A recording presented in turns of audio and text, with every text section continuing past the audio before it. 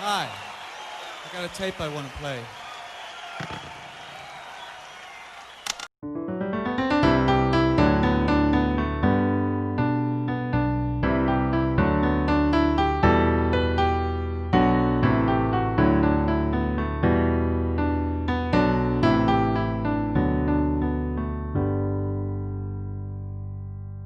Welcome to the Cut To podcast, an extension of the Cut To Film Journal here at Lancaster University. I'm Iolo, and I'm here with Joe and Victoria, and today we're going to be talking about our experiences with film and filmmaking. So I'll hand it over to Joe first to go over his kind of experiences with film and filmmaking. Well, thank you very much for that introduction, Iolo. It was stellar and a great way to kick off the podcast. I'm your third year, obviously, and Victoria, I think, is first. I'm splat bang in the middle as a second year film and creative writing student. Truth be told, I didn't have much experience prior to coming here. But my favourite experience having come to university is a weird connection I have with you already, Iolo, and it's something that I didn't realise until we were well into preparing the podcast. But I was acting in and doing camera work for an LUFP short film last year that you'd written, which was a zombie movie pastiche called The Day the Dead Began to Rise at an Alarming Rate, which was, obviously LUFP was our film production society, which went under in the coronavirus pandemic. But before then, we were working on it, and it was such this scrappy and weird project that we were doing in like one of the. I think we borrowed some props from the theatre department. We were shooting in a local park in like a thunderstorm. I nearly got hypothermia, and it was just it was a daft laugh, I can safely say, and it will never see the light of day. But we do have a Facebook page if you want to see our first 2 days of production photographed. That's the end of my little segment. Nice to meet you all, audience. So we'll hand over now to Victoria and kind of where you've been with film and filmmaking. Hi, I'm Victoria. I'm a first year film and theater student. To be honest, you don't really get to do very much filmmaking in the first year of film at Lancaster. So the majority of my experiences come from actually previously in my high school, where I did higher level film studies. And in there we did mostly practical work, and so the majority of it has been coursework for me. Filmmaking, I'm not a very good filmmaker, but I do really love making films for the sake of making films. And it was very nice because at least I was able to do things with a lot of my friends. Of course, now that COVID has come around, I haven't been able to do that for a while, but it really did make the filmmaking experience a lot more fun. I do have a big appreciation for film and filmmaking, so this is a really great experience, and I hope we can talk more about our individual experiences later on here. It's something that comes up in the end of first year is kind of filmmaking, and now there's modules in second year for it, which is good. I was fortunate in first year to have LUFP present to kind of fill that gap of filmmaking, but with the COVID situation, it's difficult because you can't be present and in person, which is unfortunate. I think it's interesting though because it's opening a lot of potential for individual projects and creative projects. There was a film by Jonathan Glazer called Strasbourg 1518, I think, if I'm remembering that correctly. Okay. That was made in isolation, split between various kind of modern dancers' apartments. They filmed themselves doing it, and he directed. And I think it's an experimental film based on the dancing plague, and so there's kind of an interesting gap in the market at the moment that's being filled with experimental films, and kind of this weird branch of schismatic relationships of different elements of the film. And so I think that there's going to be an interesting wave of films that come out of it, or at least I hope there is. There's definitely potential for it. But I think that it's an interesting first year to have. It really is. Yeah. I think I'm fortunate that I'm in third year for this in some ways. And I've got a practical module coming up for experimental film, which I'm very excited for. Kind of an obsession of mine over the summer was kind of deep diving all of these weird experimental films, getting into Jonas Mekas, or I think that's how you pronounce his name, who essentially just makes films out of family footage and really long. One of his films is nearly 4 hours long, of just family footage. So I'm excited to kind of get to make my own weird experimental film. Sounds fascinating.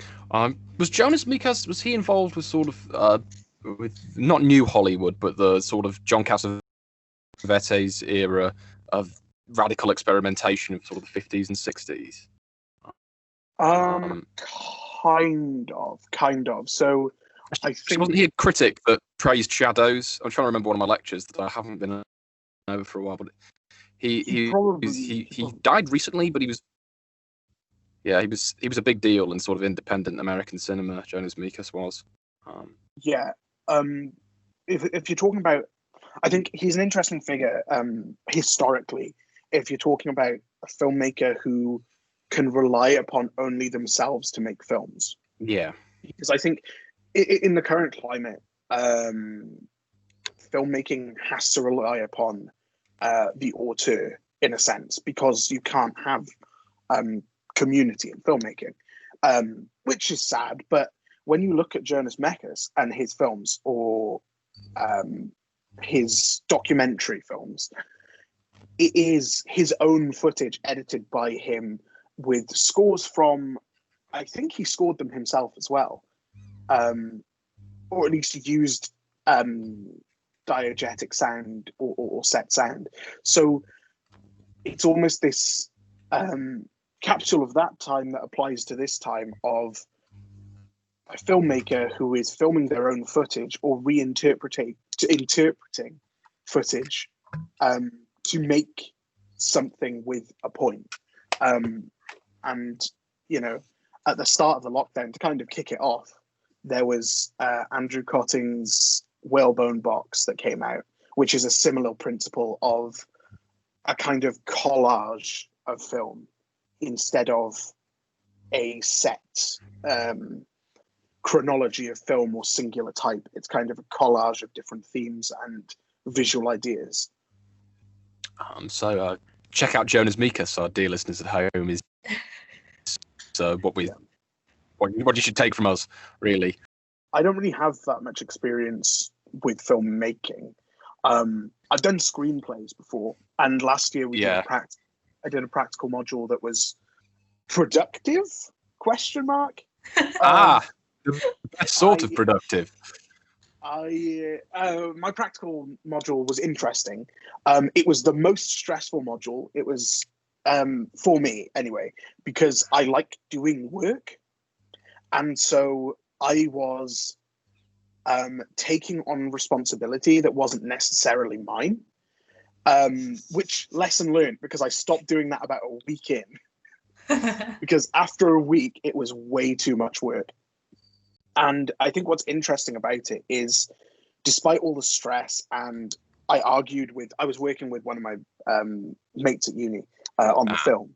Despite working with him and arguing with him on set, we both agreed, like, it was the most fun we had at uni, was making this stressful film in the freezing cold. I think it was like -2 degrees, -3 degrees.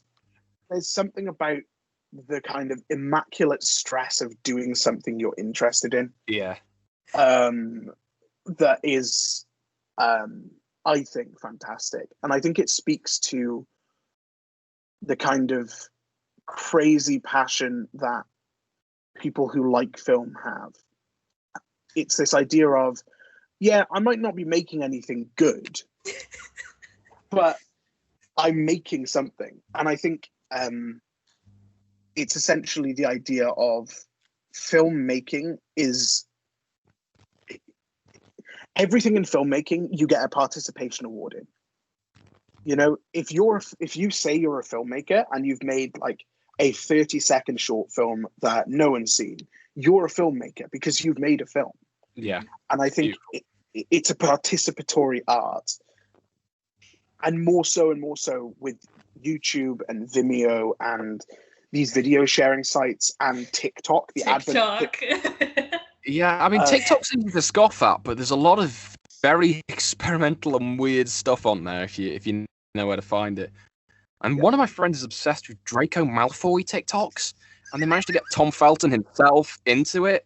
And it was some really weird sort of like postmodern evolution. Like it was like you could see this narrative being played out in front of you, of like Tom Felton, Draco obsessive coming together, and the man himself being roped in and being confused. Like, keep an eye on that space, to quote our lecturer Bruce. Keep an eye on the space. Yeah, I think it's strange, and it has so many facets and weird stuff and, you know, corners that are accessible to some but inaccessible to others, opening doors to filmmaking that are very interesting. And like certain genres now, like in the early 2000s with the advent of the internet, there was like the Japanese horror Pulse, which is about the fear of the internet and what the internet is going to necessarily mean. And as we move forward now, less advanced films, so to speak, about the fear of the internet are coming out. Yeah. With like Unfriended. Oh, that's the first one I saw. Yeah. I had a friend who like got really scared by that film. I remember him jumping at certain sequences, but I digress once more. But I think it's interesting. I think that there's a new fear of constantly being watched, and cameras are everywhere now. And I don't think that it's necessarily a fear for everyone. I think that it's an opportunity, definitely, for new subject matter. And I think with COVID and the advent of like Zoom and video calling and the world becoming almost a global community, almost like a hive mind in a sense, which is, I think it's interesting where things will go. Because really, we really can't tell. But it also poses some very interesting opportunities for filmmaking, as you mentioned earlier, about, you know, all the restrictions and how limited kind of resources you have. It becomes a very interesting challenge to actually see what you can make. So unlike you, Iolo, I have a bit more experience on the filmmaking side, and the majority of the film stuff that I've done in the past has been exclusively filmmaking. And if I can talk about this, is one of my favorite moments is when we filmed an entire short film in one room. And it was a very small room. It was about the length and width of a long table. So about like 2 to 3 meters by 2 to 3 meters. And we were 5 people and we were super duper cramped. And it posed some very, very fun challenges as we like knocked over our props trying to move between scenes. And I was the cinematographer for that film. Don't tell my high school, but we actually need to hide from teachers by sitting under the door and blocking the door so that we could finish the film by not going to class because we wanted to get it done so badly. But it was really dumb. It wasn't any good. Obviously pre-COVID as well, if you're all in this tiny room together. Yeah, it was just before COVID struck. So it was really a good stroke of luck for us. But it was just so stupid. And it was a lot of like challenge, like working in such a small and cramped environment. But to be honest, it was very, very funny by the time that we were done with it. So I feel like that was a good kind of challenge for us. This is going to sound like a comedic point, but it's the truth. Your actors will let you down. If you're making a student film, they will. Like I remember working on Day of the Dead last year, certain lead actors just would come in an hour late after we'd scheduled to start shooting. So we'd be twiddling our thumbs, getting the shot adjusted perfectly. Certain ones would just pull out at the last second. and we'd have to readjust everything. And I think that sort of thing when you don't have contract and it's all just working on favors, working on something that some creators might not have as much stake in. You always just have to be aware, be flexible with your casts when casting, and make sure that you can at least trust your lead actor. Speaking from experience. Do we wrap it up? Thank you very much for listening, everybody. From me and Victoria, I hope you have a wonderful day, week. And life. Iolo. We'll be right back with you with another exciting segment of the Cut 2 podcast.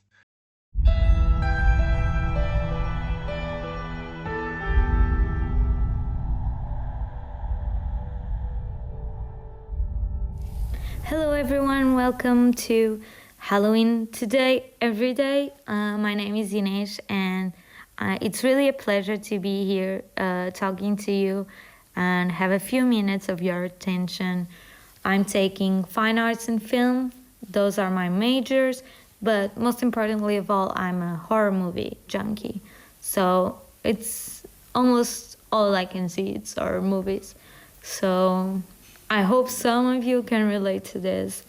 What we're gonna talk about here is like all things horror movies, from technical aspects to color usage to sound to narrative, to simply exchange some interesting movies we found and some interesting aspects about them. So if there's anything you'd like for me to talk about here, please do let me know. I would love to know what you guys want to talk about.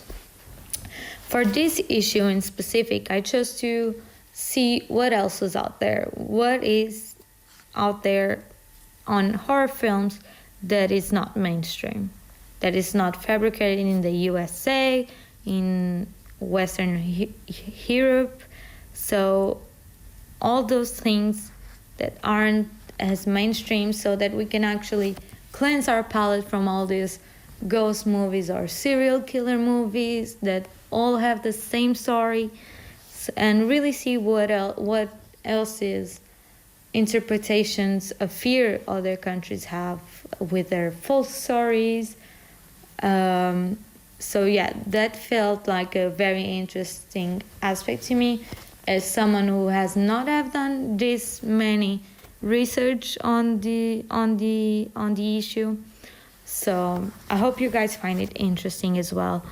But first of all, I have to say it was really hard to find movies from countries, and especially horror movies from countries that aren't as mainstream, like the USA. And because first of all, you have no idea what these countries are producing in terms of horror films. And once you do know that these countries have these films doing on the genre, it's really hard to find them online. So it's really hard to access them.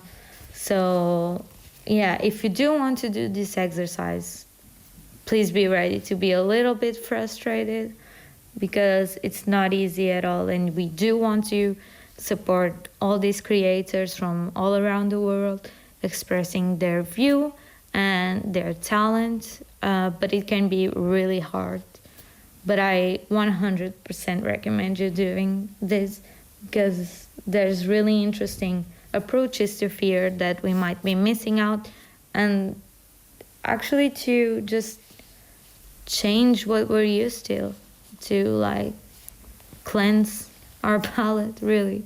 I think it is the best way to put it. I also chose fairly recent movies, just so we have like an updated view on what's happening in film industry in all these places. So the first movie I watched is from 2015 from Norway, and it's called Filmmark Asylum. So we do have an insane asylum that is being abandoned, with some weird, creepy stuff happening in there. So we do have that mainstream icon. But what it's really interesting... Oh, by the way, I'm not gonna do any spoilers, because I want you to have the same experience as me while watching these movies. So back to the movie. What's really interesting about this is what they choose to be happening inside the abandoned asylum. There's this team that goes there to check some things out, and they're run into all these creepy, suspicious things. It's really fast-paced from a certain point. A lot of jump scares and some violence, a lot of violence as well, and some freaky stuff. So if that's your type of horror film, I 100% recommend it. I had to take a walk on the sunny side of the street after, because I was very much traumatized. So watch it at your own risk, but it's totally worth it. I loved it. Next one I watched was from 2016, and it's from Czech Republic. It's called The Noonday Witch, and what is really fun about this story is not only that it's a part of the folk stories of the country. So that's really fun, because we don't have that variety when we're watching mainstream horror films. And what's another interesting aspect of this film is the sunlight. It's everything, it's in the sunlight. All the horror aspects of it are in the sunlight, and really strong sunlight, which we are not used to in our movies. You have these fields that are beautiful, which we're not used to as well. And we have a really small cast, which for me, it's really fun to see how they can make a whole movie around it. So but most important thing is it goes around their folk story of this country, and also the sunlight. Next movie I watched was from South Africa. It's called 8, a South African horror story. I guess the title says it all. It's from 2019, and it's all around this folk story they have of people who can talk with demons and collect souls.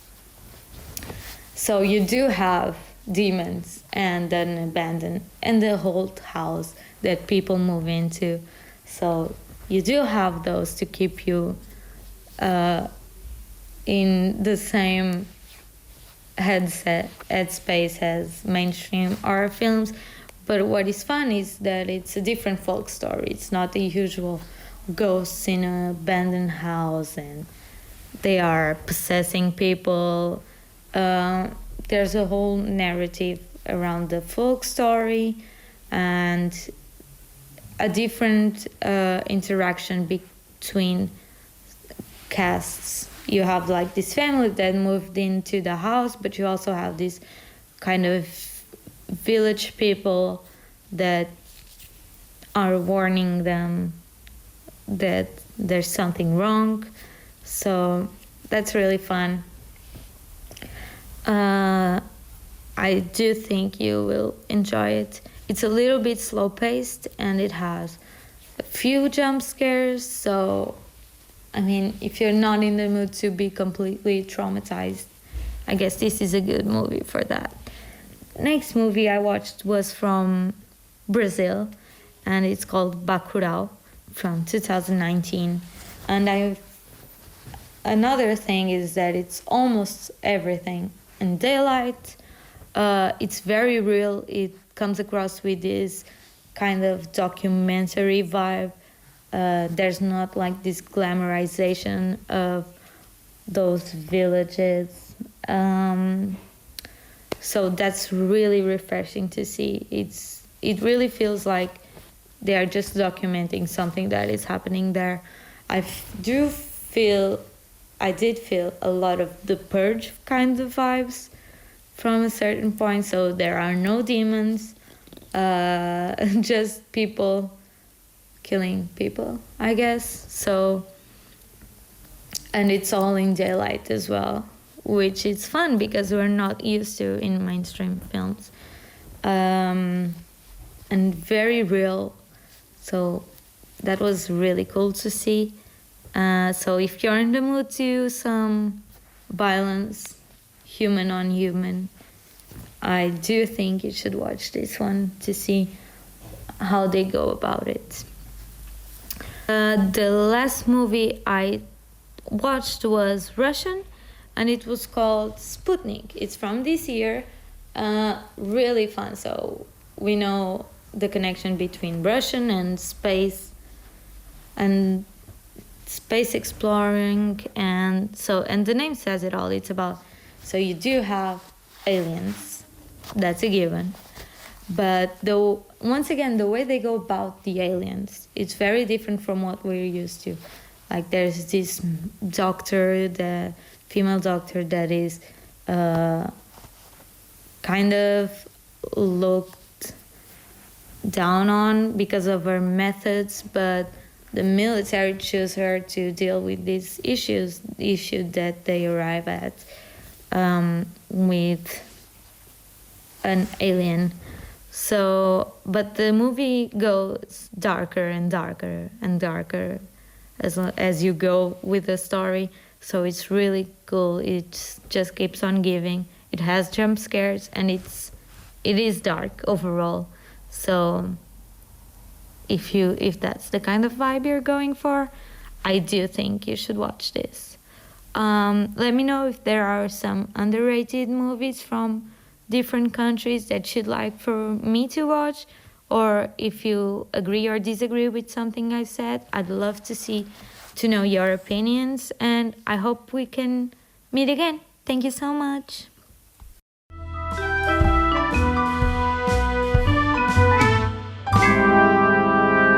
Hello and welcome to Identity Theft is Not a Joke Hollywood, which if you're an Office fan, you've probably figured out that's a pun. Oh, yeah, is it a pun? Like, identity theft is not a joke, Jim, that kind of thing. You get it anyway. I've got a script, so don't worry, I'm not going to go off on terrible tangents like that again. To give you an outline of what this podcast is about, it's comparing two films that are similar in styles and themes, and sometimes it will go on to talk about reboots, sequels, remakes, and other times homages, such as La La Land and Umbrella Fisher Park. But today I am going to compare two films, both well known, and if you don't know them, then probably been living under a rock. I'm comparing Jurassic Park and Jurassic World, and why I think Jurassic Park is more successful. Now, if you've never watched these films back to back, I do recommend it, because it really helped outline what makes a movie good and what makes a movie bad. And as someone who wants to go into film, it's quite important to know that. But I do recommend it. You might like Jurassic World. I'm not a massive fan of it, but you might like it, and that's perfectly fine. And I'm sorry that I'm about to kind of go into why I disliked it. But it's less why I disliked it and more why I don't think it worked as well. Anyway, the first point I'm going to discuss is character. Jurassic Park and Jurassic World have very similar characters, and every character has a substitute.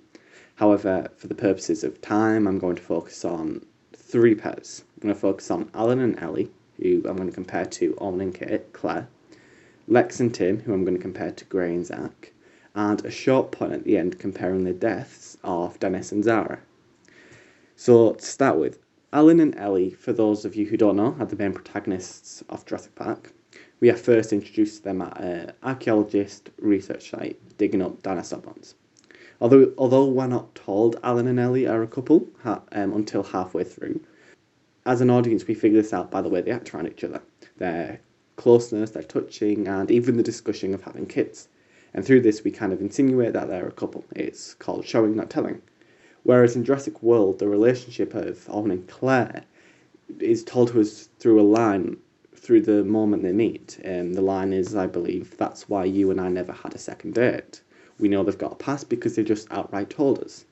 Alan and Ellie is shown to us via the way they communicate, smile and touch each other. It makes it more satisfying when they both finally find each other again.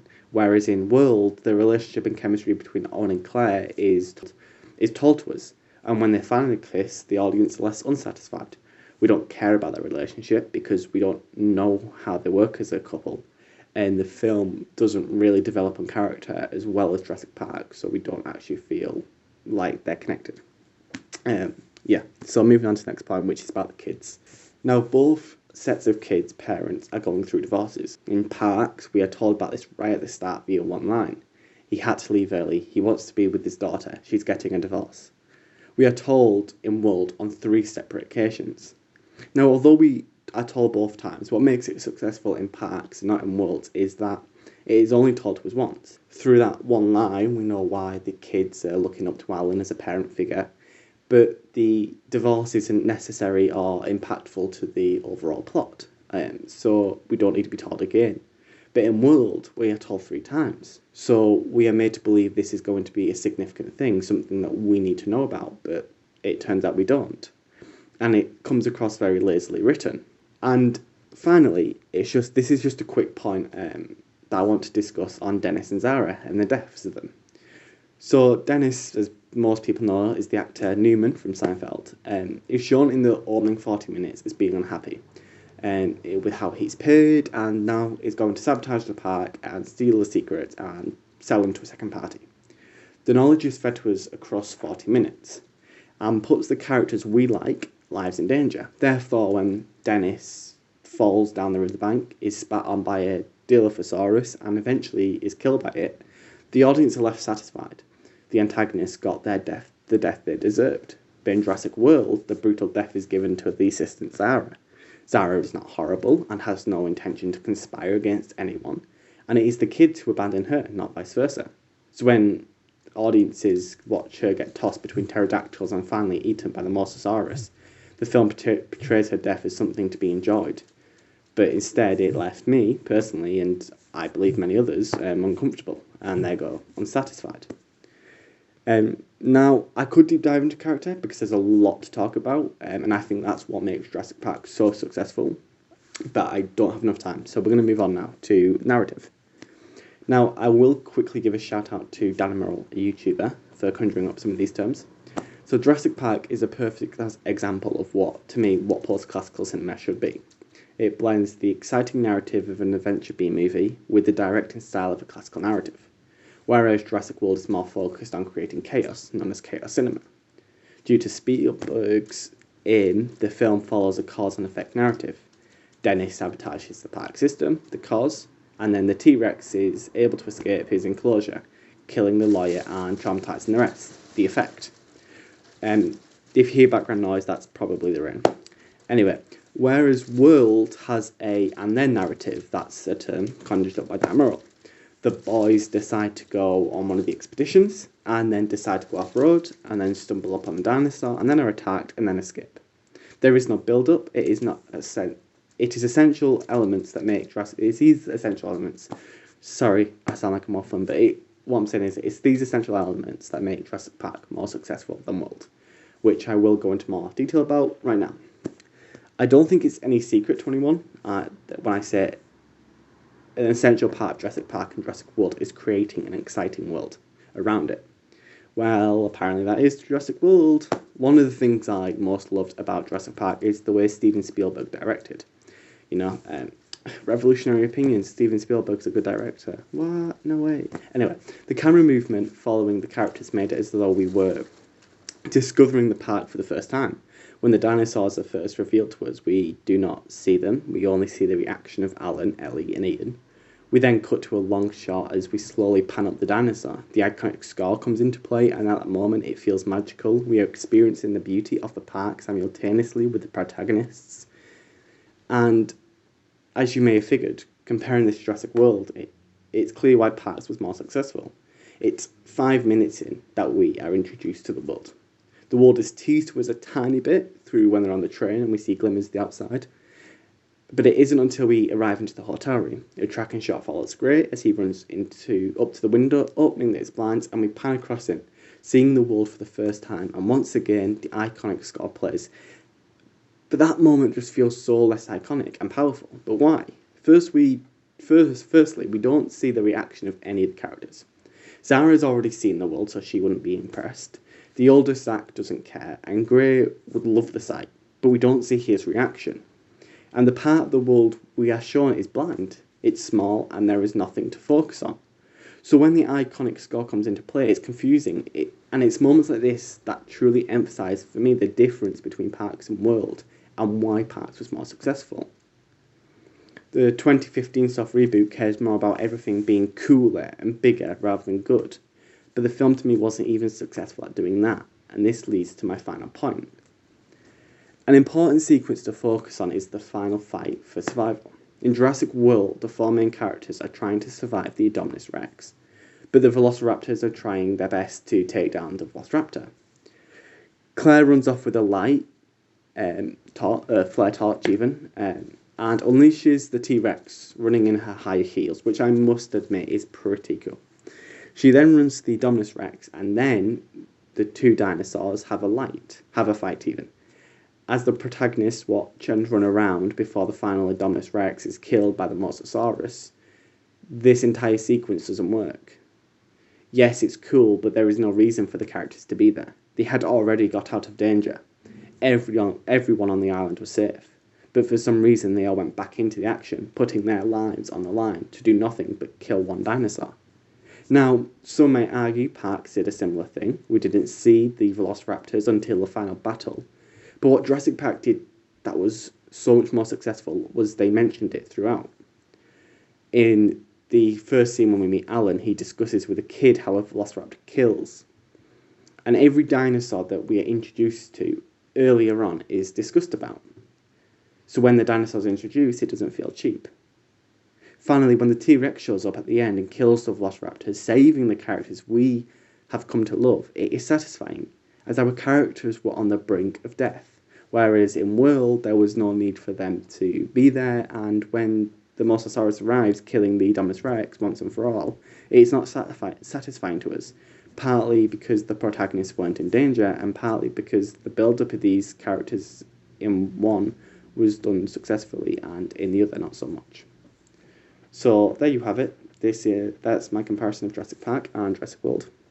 Now that you have a lot more, there's a lot more I could go into, comparing technological aspects, the script, the final scene in the helicopter compared to the final scene when everyone reunites in World, but I do not have enough time.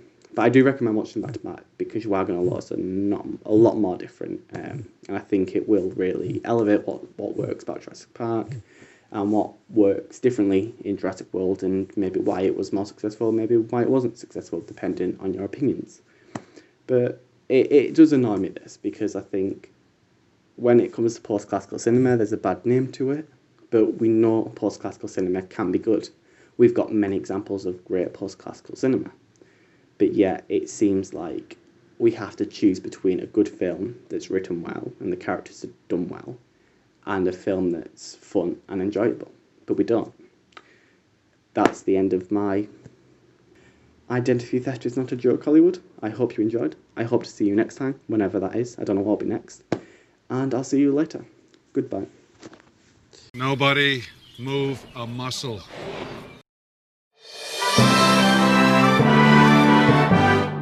Hi there, my name is Victoria Drave and welcome to Brief Encounters. Joining me today is my lovely friend Joe Hopewell. Hello everybody, hope you're enjoying the Cut 2 podcast, and hopefully our interview segment today will help you out enjoying it more. Passing on to my co-host again, Victoria. Today we have a brief encounter with Dr. Bruce Bennett, our co-founder and senior lecturer of Leica at Lancaster University, to just chat about his work, his latest book, Cycling in Cinema, his films, and his life. Welcome, Bruce. Hi there. How are you doing? Good. Well, we're doing about as good as you can do in these troubling times. Thanks again for your time, Bruce. Hopefully, as we ask more questions, things will smooth out. Which brings us on to our first question, really, and it's sort of a general thing. Obviously, Cut 2 is Lancaster's new, primarily student-run film journal and podcast, just a transmedia enterprise. But this was your idea, in case our listeners did not know, and you pitched it to us, and we sort of got the ball rolling. Where did this come from, and why are we attempting it this year of all times? The reason why I thought this would be interesting is because when we study film, university degree, we're always doing it within a very restricted frame. We have to limit the focus because of just the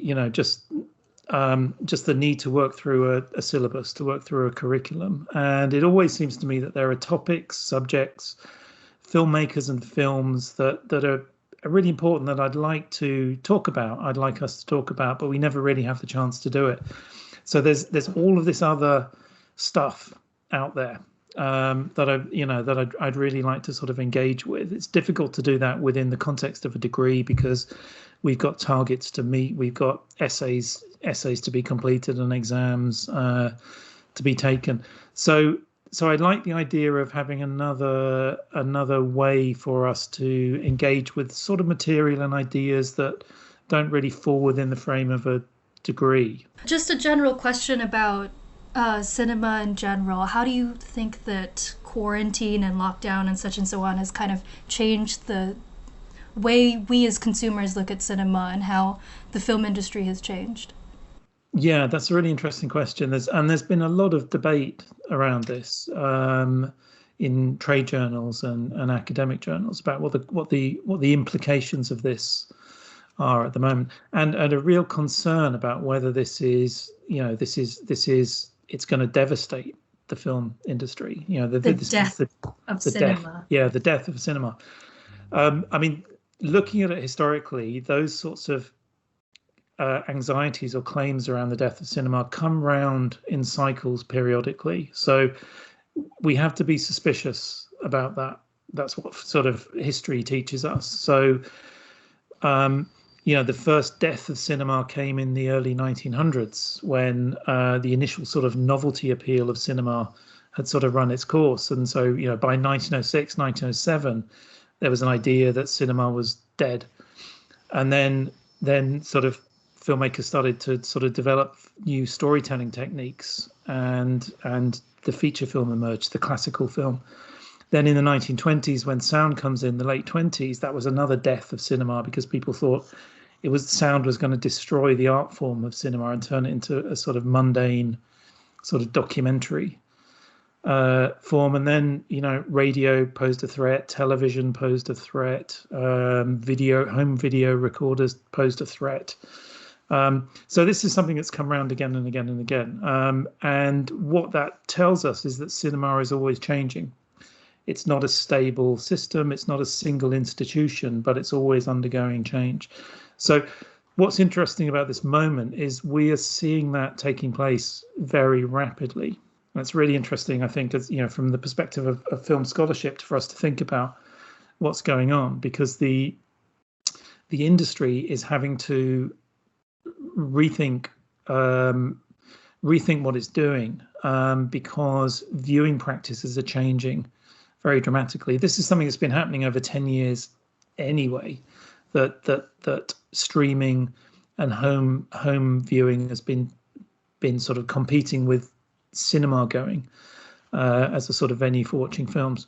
That's obviously been accelerated in the last 6 to 10 months, and so I think it's absolutely fascinating because what we're seeing is a major technical and industrial shift taking place. It's not the death of cinema; it's just a move to a different mode of cinema, where cinema is, for a long time, cinema hasn't simply been the institution of film theatres and going to the cinema. It's been a much more complex culture, film viewing culture, so what we're seeing right now is a sort of is a reconfiguration of that culture, and I think it will. I think people will probably go back to watch films at the cinema, but I think it's that's going to be increasingly a less significant part of film viewing.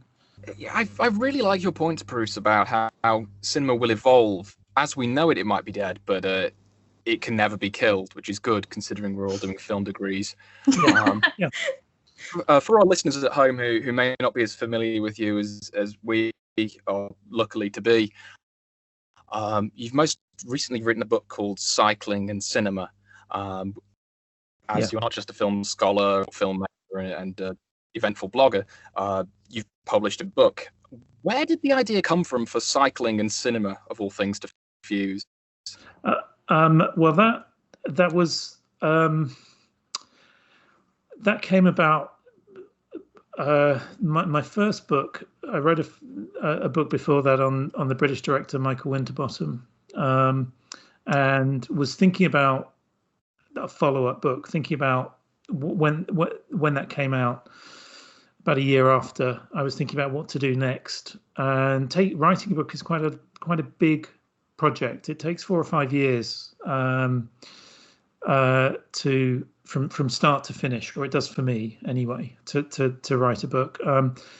So I was thinking, I wanted a project that I was going to be really interested in and engaged in, and I had lots of notes and ideas for different book projects, and was thinking about maybe doing something on class and British cinema, and sat down to draw up a list of films and directors I might write about. And one of the films I was thinking about was Saturday Night, Sunday Morning, the British New Wave kitchen sink film with Albert Finney, which is set in a bicycle factory. It's about a factory worker who works in the Raleigh bicycle factory in the Midlands. And so I was thinking about that film, and then it struck me, bicycles. I bet no one's written about bicycles on film. And I cycle. I've got quite a keen cyclist. So, quick bit of research. I find no one's written on bikes and film, or nothing extensive. So, and that's pretty rare. When, as an academic, you come across a subject that someone else hasn't written about, because everything's been covered. So it's like, the perfect book. It's like the two things I'm interested in: bicycles and film. And so that was how the book came about. And then I got a research grant from the Leverhulme Institute to spend a year working on it as well. So I was lucky enough to have a year just watching films about cycling and writing about it, and doing lots of cycling as research as well, because I had the perfect excuse to be doing more of that. So that's the background to that project. It was my two sort of passions. When we were doing research for this interview, it was difficult not to find anything that wasn't written by you on the internet. All of the Goldsmiths articles about your publication, even your own blog posts we ended up finding, because you were literally the only person who had been writing about this, which is really, really interesting. You talked about how cinema, and you wanted to talk about how that had to do, British cinema had to do with the working class. And would you like to kind of explain a bit more about what the link is between the bicycle and the working class as a tool of work? Yeah. Well, this is, I mean, this went from being, initially this was quite a flippant idea. I just thought this could be quite an entertaining book. But the more research into this I did, the more I sort of realized there was a sort of rich cultural and symbolic significance attached to the bicycle. So this is the argument in the book, that, examining the way the bicycle is used in films, the way it functions, allows us to think about a whole range of subjects, because the bicycle is used to tell stories about growing up, about sort of childhood and growth, about gender and sexuality, about sport and competition and nationhood, concepts of nationhood, but also about work and social class as well, because the bicycle historically has very clear class associations. When we see someone riding a bike in a film, they're often riding to or from work. So it's the history of the bicycle, the social history of the bicycle, is bound up with work, and particular types of work as well, because in different periods of the 19th and 21st century, if you were riding to work, that probably meant you were a manual labourer, an industrial worker. so the bicycle is associated with particular class sectors or identities, with sort of working class identities. So thinking about how the bicycle is used in films, and that's the case internationally as well. So I looked at examples of films from Europe, from China, from Africa, from Central and South America, and the States, as well as Britain. And in different contexts, the bicycle has a very similar function. It's bound up with social class. It's a symbol for social class, but also for work, of course, because the other thing about the bicycle, the other thing about cycling, which we all know, is that cycling is work. Riding a bicycle involves labor. So it's the perfect symbol for physical labor, for manual labor, because that's what cycling is. Cycling is it's always work. There's no way around that, unless you've got an electric bike, and then it's but you still have to pedal. On a more whimsical note than that, obviously, I think a lot of our listeners are going to picture the bicycle scene from E.T. When the two topics are combined. What is your favourite, just sort of bicycle sequence in film? Well, I watched a lot. When I started the book, the other reason why I thought this was a great idea for a book was because I thought there'd be 20 or 30 films that I could cover this fairly easily. And of course, what I found was there are so many films that feature bicycles, hundreds. I mean, I watched probably about 300 films in the course of writing the book, which were cycling related. The E.T. is probably the most famous of all films, all cycling films, because it's been watched by more people than anyone. Although cycling plays quite a minor role in that film, it's a very significant part of the film. My favorite cycling film is probably a documentary from the early 70s about Eddy Merckx, a Belgian cyclist, and it's called La Course en Tête. And Merckx was one of the most successful racing cyclists, professional cyclists ever. And the documentary is a sort of compilation of lots of newsreel footage and TV footage of Merckx's career, as well as interviews with him and his family. And it's like an avant-garde film. It's like an essay film. It's beautiful in terms of the colors and the textures, and it's a sort of, rather than being a dull sports documentary, it's actually a film about film. It's a film about sport as performance, and the way that certain athletes become these sort of almost like mythical figures. The director who made it was really influenced by Roland Barthes, the French cultural theorist, who happened to be reading Barthes at the time that the film was pitched to him. And so he had this idea that he could make a documentary that was exploring cultural symbolism in exactly the same way that Barthes, who was a literary theorist, did in his academic work. So La Course en Tête, I think, is a fantastic film, but probably for enjoyment, the comedy, the feature film Jour de Fête by Jacques Tati. It's a 1940s comedy by the great comic director Jacques Tati about a postman in a French village. I mean, that's one of the most sort of delightfully funny films. It's an absolute pleasure.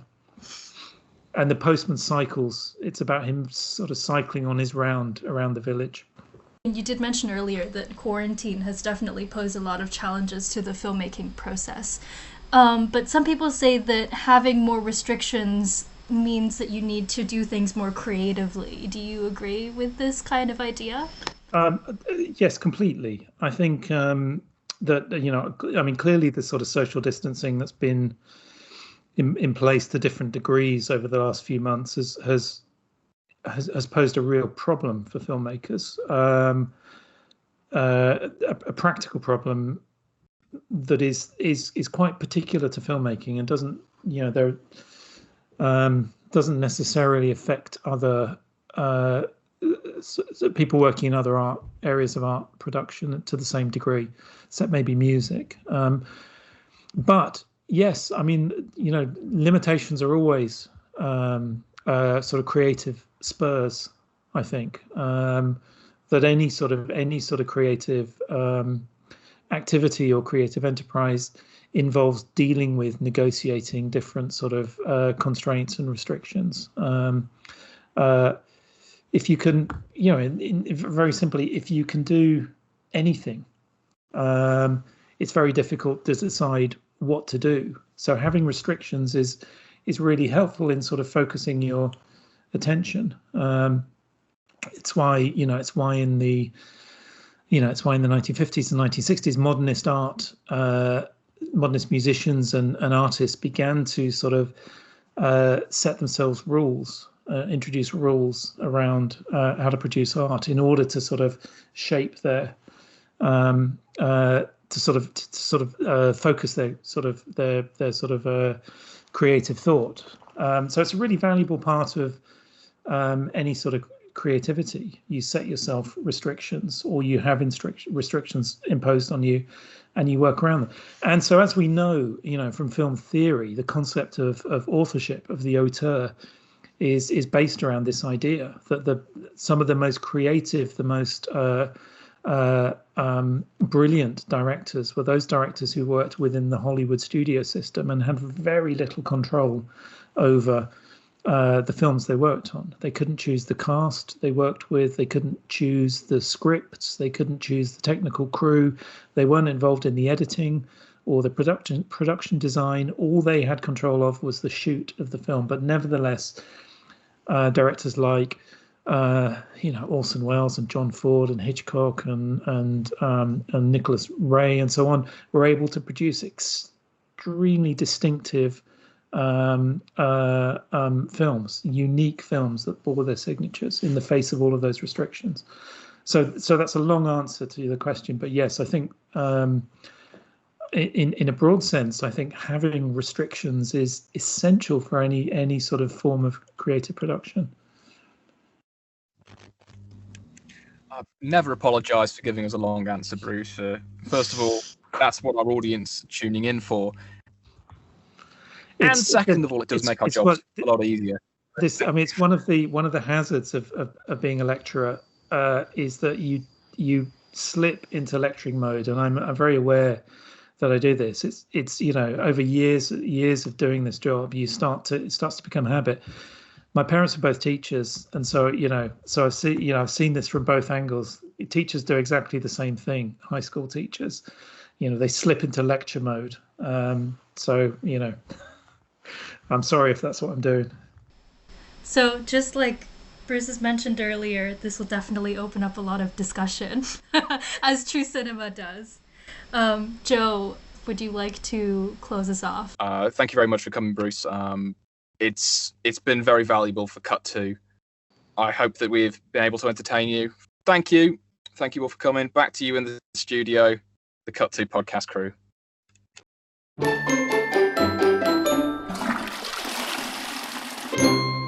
Hey, how are you? Welcome to In the Room. I'm Joe, and in this segment of the podcast, I will take you to different rooms of the house as an excuse to talk about films. I once had a teacher that told me, "We are all animals." I was shocked at this comment, offended even. How could she say such thing? I was 4 or 5 at the time, and then I realized that we are, in fact, animals. But that doesn't mean we are uncivilized. However, there is a place where we undress our humanity, where we are at our most vulnerable, controlled only by primal instincts. Welcome to the bathroom.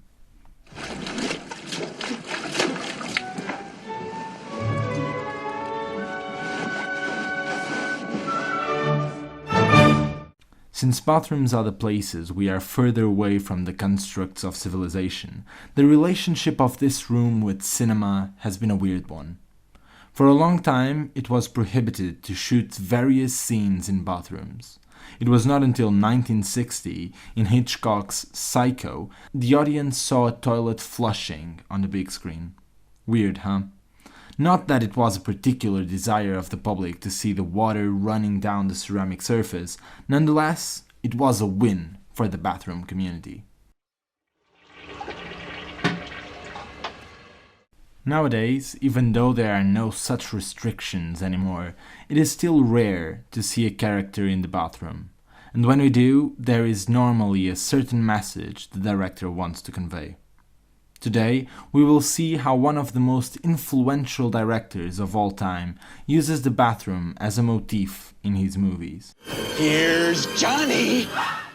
Stanley Kubrick uses bathrooms as the rawest, most honest, and dehumanizing place. Across his films, he seems to use them to show two main things.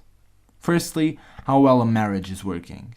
In 1999, in his film Eyes Wide Shut, we see Dr. William and Alice Hartford, Tom Cruise and Nicole Kidman, for the first time together as a couple in the bathroom.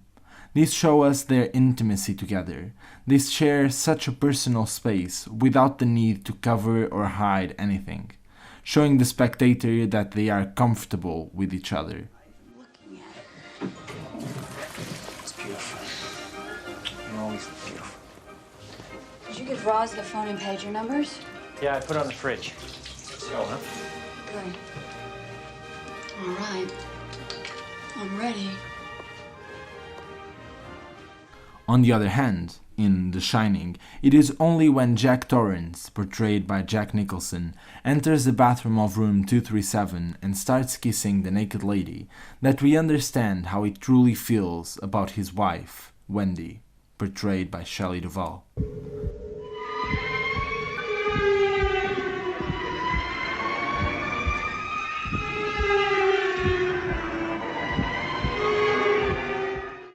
Even in the period drama from 1975, Barry Lyndon, the bathroom is used as a place of full honesty, where the Lord apologizes to Lady Lyndon after cheating on her with one of her maids. I'm sorry.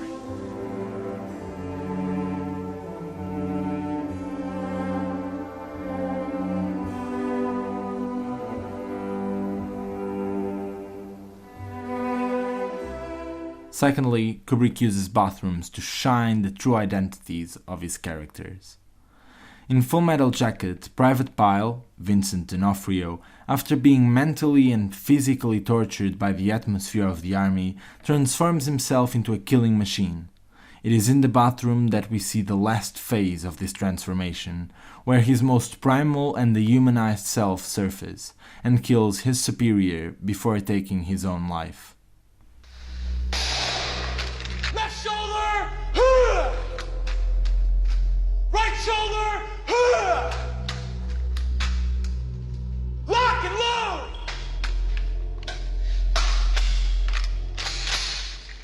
Order!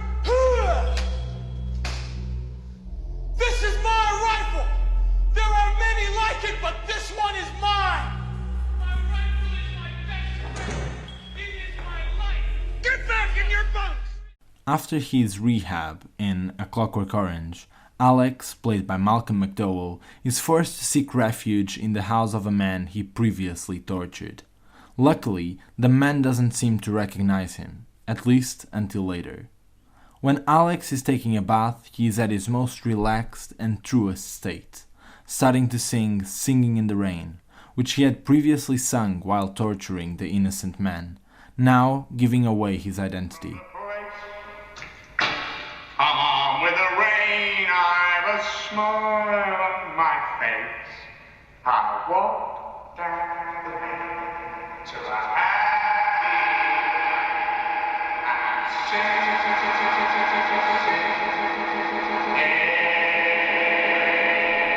These are only some examples of how Kubrick uses the recurring theme of bathrooms in his movies. Other directors might use them for different purposes. Hopefully, we will explore that in another episode. But one thing is certain, there's almost always an intention behind the use of such an exposing room.